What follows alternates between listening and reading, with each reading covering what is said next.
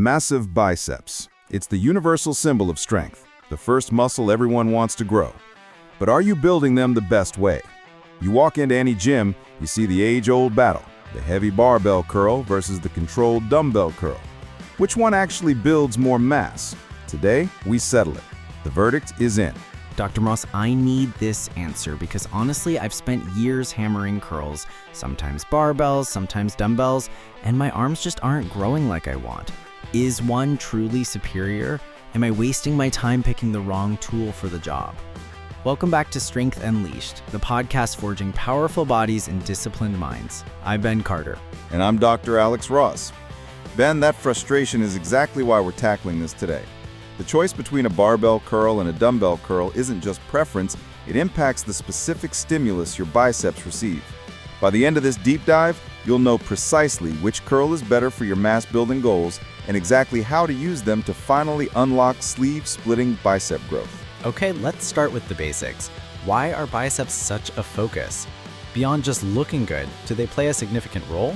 Functionally, the biceps brachii, along with the brachialis and brachioradialis, are crucial for elbow flexion, bending your arm, and forearm supination, rotating your palm upwards. Think pulling, carrying, climbing. Aesthetically, they're highly visible, often associated with power and dedication. But building impressive biceps requires understanding the nuances. And the main nuance seems to be this barbell versus dumbbell debate. Why is there even a debate? Isn't a curl just a curl? Not quite. The debate stems from the fundamental differences in the stimulus each tool provides. Barbell curl allows for maximal overload. You can typically lift significantly more absolute weight. It locks your hands in a fixed position. Dumbbell curl allows for greater freedom of movement, potentially a longer range of motion, independent arm work, and variations in wrist rotation, supination. So it's load versus freedom/range of motion. That makes sense. Let's break down the classic first, the barbell curl, the staple in every old school bodybuilding routine. The barbell curl is often seen as the primary mass builder precisely because of the potential for heavy loading. Lifting heavy weight creates significant mechanical tension, a primary driver of muscle hypertrophy. It's relatively simple to execute, though often done poorly, allows for clear progressive overload, adding small plates, and provides a powerful psychological feeling of moving heavy weight. I definitely feel stronger doing barbell curls. I can load that bar up way more than I can curl with individual dumbbells. It feels like I must be building more muscle that way. That feeling of heavy load is potent.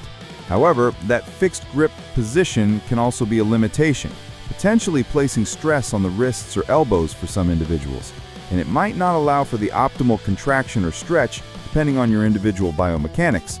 We'll dissect the pros and cons in detail. Okay, the stage is set. Heavy artillery versus something else. When we come back, let's dive deep into the biomechanics, the pros, the cons, and the mindset behind the barbell curl. Is it truly the king for mass? We're dissecting the barbell curl versus dumbbell curl debate. Let's put the barbell curl under the microscope. The heavy hitter. What are the biomechanical advantages and disadvantages? Advantages: maximal load or mechanical tension. As we said, you can lift the most absolute weight, maximizing mechanical tension, especially if you focus on progressive overload. This is undeniably a potent stimulus for growth. Stability. The fixed bar provides inherent stability, allowing you to focus purely on producing force through elbow flexion. Less energy is spent stabilizing individual arms. Simplicity. The movement pattern is straightforward, making it relatively easy to learn the basics. Disadvantages: fixed grip and joint stress. The rigid bar locks your wrists and elbows into a potentially unnatural position, which can cause strain over time, especially with heavy weights or if you have specific joint structures. Limited supination control.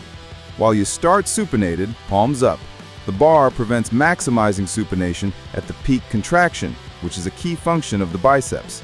Potential for cheating. The stability and potential for heavy load make it very easy to use momentum, swinging the body to move the weight, reducing tension on the biceps. This requires significant discipline to avoid. That fixed grip disadvantage resonates. Sometimes heavy barbell curls really bother my wrists. And the cheating, yeah, we've all seen or done that.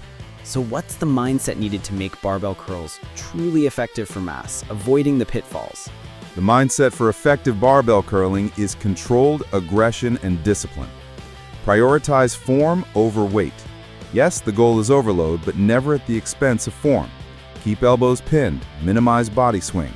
If you have to heave it, it's too heavy for effective bicep stimulation. Focus on progressive tension. Feel the bicep working throughout the entire range of motion. Control the negative, lowering phase. Don't just let the bar drop. Aim for a 1 to 2 second lift and a 2 to 3 second lower. Embrace the overload. Once form is locked, don't be afraid to push the weight or the reps. This is where the barbell shines. Challenging the muscle with heavy loads requires mental fortitude. Be honest. If you're swinging wildly, check your ego. Lower the weight and execute perfectly. True strength is controlling the weight, not just moving it. Controlled aggression. I like that. So barbell curls are the heavy artillery for applying maximum mechanical tension, but require strict discipline and might not suit everyone's joints. Now let's bring in the other contender, the dumbbell curl. The dumbbell curl offers a completely different feel and set of advantages, primarily centered around freedom of movement and potentially better muscle connection. Freedom meaning my wrists and elbows can move more naturally? Exactly. Holding individual dumbbells allows your wrists, elbows, and shoulders to find their most comfortable and natural path of motion. This often leads to less joint strain and can allow for a better mind-muscle connection for many people. Furthermore, dumbbells allow you to actively supinate your forearm as you curl. Supinate, turn the palm up. You mentioned that's a key bicep function the barbell limits. Correct. Starting with palms facing each other, neutral grip, and rotating them upwards as you curl engages the bicep through both its flexion and supination rolls, potentially leading to a stronger peak contraction, especially for the short head of the biceps. That sounds like a more complete contraction. What else makes dumbbells appealing?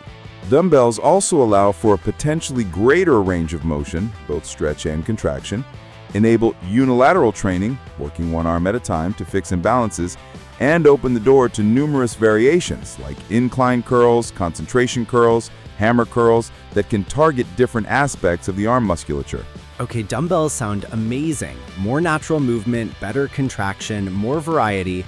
Are there any downsides compared to the barbell? The main perceived downside is the lower absolute load. You simply can't lift as much total weight with 2 dumbbells as you can with 1 barbell. Additionally, the freedom of movement requires more stabilization from your muscles, which can be a good thing, but might limit the sheer force you can produce if stability is a weakness. Load versus freedom, back again. This sets up the core conflict perfectly. When we come back, let's dissect the dumbbell curl further, the mindset, the common mistakes, and then finally get to the big question, which one wins for mass? What's your favorite dumbbell curl variation and why? Let us know. We've explored the heavy-hitting potential of the barbell curl. Now let's fully unpack the nuances of the dumbbell curl. We talked about the freedom of movement, better supination, and variety. What's the specific mindset needed to maximize dumbbell curls for bicep mass? It seems less about raw aggression and more about finesse. Exactly. The mindset for effective dumbbell curling is precision and peak contraction. Embrace the squeeze. Dumbbells excel at achieving a strong peak contraction, especially with full supination. Focus intently on squeezing the bicep hard at each rep. Imagine crushing something in your hand. Control every inch. The freedom requires control. Don't let the dumbbells swing or drift. Maintain tension throughout the entire range, especially during the controlled negative and the stretch at the bottom. Mind-muscle mastery. Use the natural movement to truly feel the bicep working. Experiment with slight angle variations to find what connects best for you. This is where you build a relationship between your mind and the muscle. Isolate, don't annihilate with bad form. While you can still go heavy, the focus shifts slightly from maximum load to maximum quality contraction and stretch. Okay, precision and peak contraction. It feels like the dumbbell is the scalpel to the barbell's hammer. What are the common mistakes people make with dumbbell curls that kill their gains? Very similar to barbell curls, but with nuances. Swinging or using momentum. Just because the weight is lighter doesn't mean you can't cheat. Using body English negates the isolation benefit. Partial reps, especially common at the bottom, not getting a full stretch, or at the top, not achieving peak contraction with full supination. Elbows drifting forward. Letting the elbows come too far forward turns the curl into a front raise variation, taking tension off the bicep peak. Treat them like barbell curls, trying to go excessively heavy and sacrificing the unique benefits of dumbbell movement, ROM, supination, control. Okay, we've thoroughly examined both contenders. Barbell for max load and tension, dumbbell for range of motion and refinement. Dr. Ross, the moment of truth, which is better for building bicep mass? The verdict. The verdict, after considering the science of hypertrophy, biomechanics, and practical application, is neither is definitively better than the other across the board, but they are better for different things, and the optimal approach for maximum mass likely involves both. Both. Okay, that makes sense, but also feels like a slight cop-out. Explain why and how we use them together. It's not a cop-out, it's recognizing that muscle growth isn't driven by a single stimulus. Barbell curls are superior for applying the highest magnitude of mechanical tension due to the potential for heavy progressive overload. This is crucial for triggering growth pathways. Use them when your primary goal is hitting the biceps with sheer load, typically earlier in your workout when you're fresh. Dumbbell curls are superior for achieving a potentially greater range of motion, stretch and peak contraction, maximizing supination, promoting joint-friendly movement, addressing imbalances, and introducing variation, different angles, exercises like incline or concentration curls. Use them to accumulate metabolic stress, ensure full contraction and stretch, and work around joint limitations, often later in the workout or as accessory movements. So the barbell curl is your heavy artillery for overall tension, and the dumbbell curl is your precision tool for hitting the muscle fully and through different angles. An excellent analogy. Maximum mass development usually requires maximizing both heavy mechanical tension and achieving full range of motion with strong contractions, potentially accumulating metabolic stress. Relying solely on one tool might leave gains on the table. This changes everything about how I'll structure my arm days. How do we practically integrate both for the best results?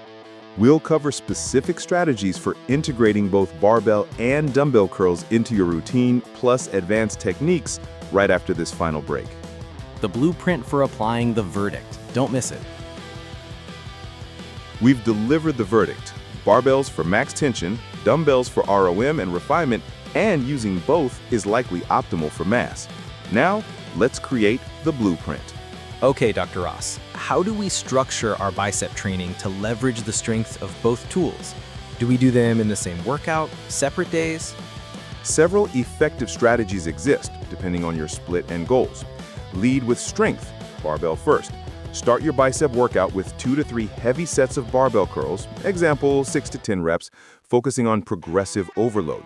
Follow up with 2 to 3 exercises using dumbbells, example incline dumbbell curls, concentration curls, hammer curls, for 10 to 15 plus reps, focusing on stretch, peak contraction, and metabolic stress. This is a very common and effective approach. Alternating emphasis.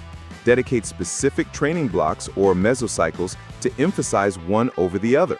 Example, 4 weeks focusing on heavy barbell curl progression, followed by 4 weeks focusing on higher volume and intensity dumbbell variations. Alternating within the week. If you train biceps twice a week, one day could be barbell focused, the other dumbbell focused. Exercise rotation. Simply rotate between barbell and dumbbell curls as your primary heavy curl movement from workout to workout or week to week.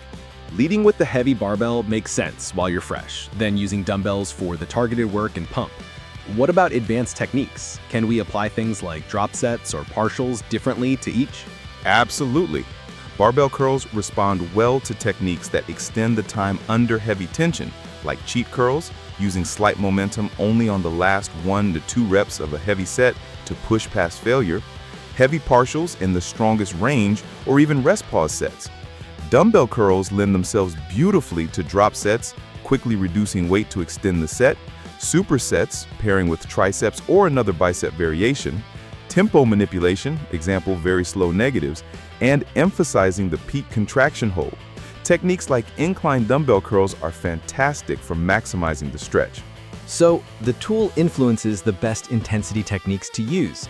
This requires a much more thoughtful approach than just doing 3 sets of 10 of whatever curl feels good. It requires the strength unleashed mindset.